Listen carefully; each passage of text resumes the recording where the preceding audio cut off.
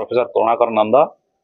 Institute of physics director. Sir पदार्थ विज्ञान को 50 वर्ष पूर्ति अवस्था सर कोन आपनकर अनुभूति अछि 50 वर्ष हे गेला पिला मानक सहित कॉलेज पिला मानक सहित एटा माने मु जदी टिके इतिहास को जीबी एटा हमर 1972 मसिया रे माने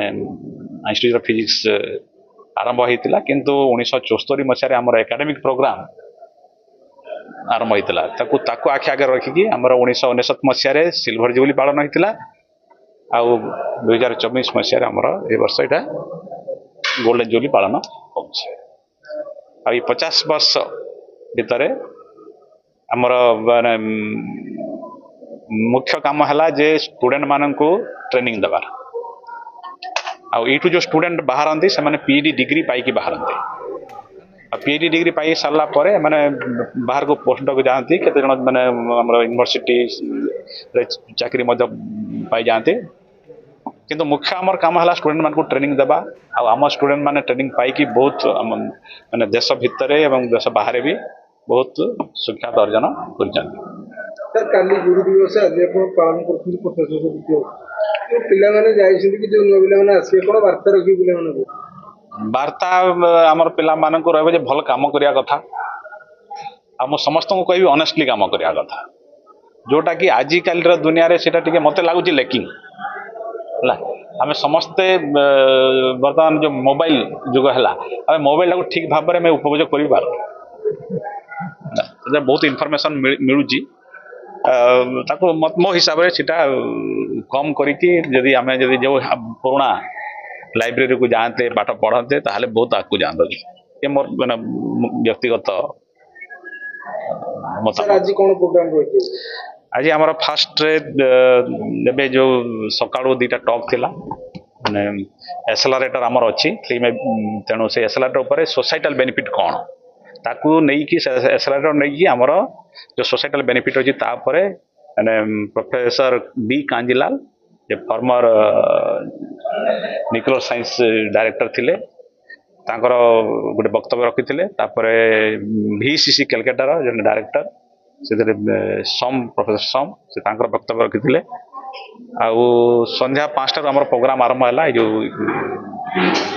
फाउंडेशन डे प्रोग्राम से हमर जो फाउंडेशन डे चेयरमैन प्रोफेसर सोम अपब्रत सोम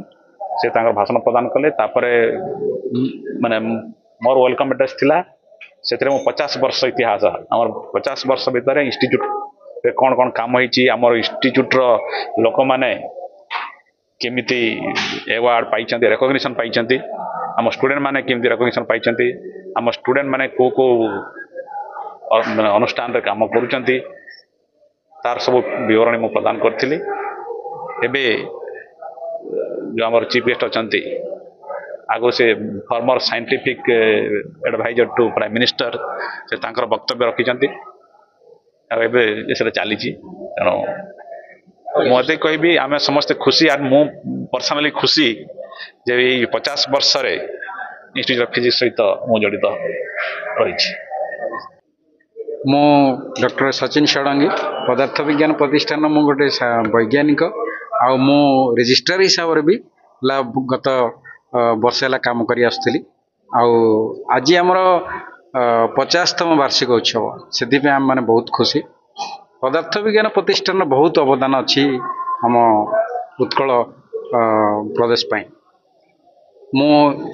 कहिया को आमको बहुत गर्व अनुभव आम करूँ ये जे पदार्थ विज्ञान प्रतिष्ठान जो स्कॉलर माने पीएचडी करी कि भल भल काम उद्भावन करी आज जे बाहरी आपण विश्वास करेंगे 200 रु 50 व्यक्ति आमर आपण कौन सी प्रतिष्ठान बड़ प्रतिष्ठान को जातु से माने प्रतिष्ठित होती बड़ बड़ काम बहुत उन्नति साधन कर पर्टिकुलाली भारत वर्ष रे एमिटी कौन से अनुष्ठान नहीं बड़ अनुष्ठान नहीं जो पदार्थ विज्ञान प्रतिष्ठान जन स्टूडेंट काम करूनी बड़ अनुष्ठान जदि फिजिक्स रे आपण देखिए तो यहाँ आम मान गर्व 50 वर्षर अनुभूति एया जे ये अनुष्ठान बहुत बहुत बहुत पिला को एमिटी गढ़ी जो मान के आज साइंस रे फिजिक्स आगधाड़ी वार्ता आम मैंने से गर्वित मु भी 30 वर्ष है ये काम करुँची 30 ବର୍ଷର ମୋର ଯେତିକି ଅନୁଭୂତି ଆଉ ଯେତିକି କଣ୍ଟ୍ରିବ୍ୟୁସନ୍ ପଦାର୍ଥ ବିଜ୍ଞାନ ପ୍ରତିଷ୍ଠାନ ପାଇଁ ମୋତେ ବହୁତ ଖୁସି ଲାଗେ। ଆମମାନେ ବି ସମସ୍ତେ ମିଳିମିଶିକିରି ଯେମିତି ପଦାର୍ଥ ବିଜ୍ଞାନ ପ୍ରତିଷ୍ଠାନକୁ ଆଜି ଆପଣ ଦେଖୁଛନ୍ତି, ଏଇଟା 50 ବର୍ଷର ଯାତ୍ରା। 50 ବର୍ଷର ଯାତ୍ରା ପରେ ପଦାର୍ଥ ବିଜ୍ଞାନ ପ୍ରତିଷ୍ଠାନର ଏତିକି ସଫଳତା ଆମ ପାଖରେ ଅଛି, ଆମମାନେ ତା ପାଇଁ ସମସ୍ତେ ଗର୍ବିତ। ଆପଣମାନଙ୍କୁ ସମସ୍ତଙ୍କୁ ଧନ୍ୟବାଦ ଏଇଥିପାଇଁ ଯେ ଆପଣମାନେ ସମସ୍ତେ ଆସିଲେ ଆଉ ପଦାର୍ଥ ବିଜ୍ଞାନ ପ୍ରତିଷ୍ଠାନ କ'ଣ ଆଜି ଯାଏ ଆମେ ସମ୍ଭବ ହେଇପାରିଛି ବା କେଉଁ ଜାଗାରେ ଆମେ ପହଞ୍ଚି ପାରିଛେ, ଆପଣମାନେ ଟିକେ ତା ସେସବୁ ଜିନିଷକୁ ଯେହେତୁ ଲୋକଲୋଚନାରେ ପବ୍ଲିକରେ ପ୍ରସାରିତ କରିପାରୁଛନ୍ତି।